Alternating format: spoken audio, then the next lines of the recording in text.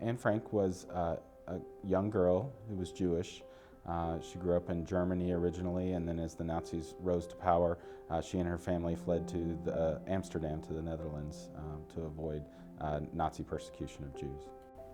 Right before the Franks went into hiding, Anne received a diary on her 13th birthday, and she was extremely excited about it. And that became her way of coping and dealing with 2 years of living in hiding. It's amazing to think about how you could be in such cramped quarters with 2 other families and your own family with no means of escape. So the diary, which became the book, Diary of a Young Girl, the Anne Frank story, was her means of processing everything that was going on, and Anne really wanted to be a writer, and it's a wonderfully written work telling her story, and we're lucky that it survived. Anne Frank, a private photo album, is an exhibit that we're really proud to have here at the main library. It's a different take on the Anne Frank story. They're photos, just like any other family, of when they were born, family photos at the beach, costume parties and things, kids dressed up, the kids playing with their friends. Otto Frank was an amateur photographer, and just like any proud dad, he liked to take photos of his 2 children, Anne and her sister Margot. It really is just a slice of everyday life, shows you how very normal their upbringing was.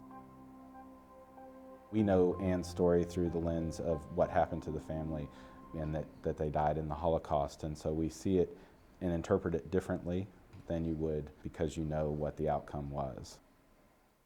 In conjunction with the exhibit, we're going to have a number of programs at branches throughout the community. One of them is we have a Holocaust short course that's going on. We actually have already had our first course. It's a 6-week course, and it's going to explore various aspects of the Holocaust.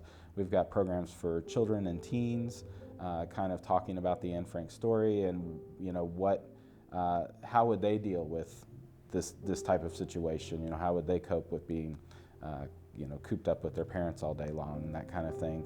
And then we have another program called the Rebellion of Hope that's in partnership with the Jewish Federation of Louisville, and it's actually educators from Israel are coming, and they're going to talk about the resistance movement and the Holocaust and that kind of thing as well. The response from the public has been tremendous. We've had lots of folks coming in specifically to see the exhibit. We also have people that are here at the main library visiting every day, and they're just, they stop, and it's arresting. Part of it is because it's photos, and people love to look at photos, but then when you realize that these are photos of Anne Frank and her family and the context of things, it's a very powerful impact on the folks coming through. It's giving us that, creating a dialogue to talk about these topics, and that's part of what we wanted to do with this exhibit. The Anne Frank exhibit will be here at the main library until February 27th, and it's free and open to the public during regular library hours.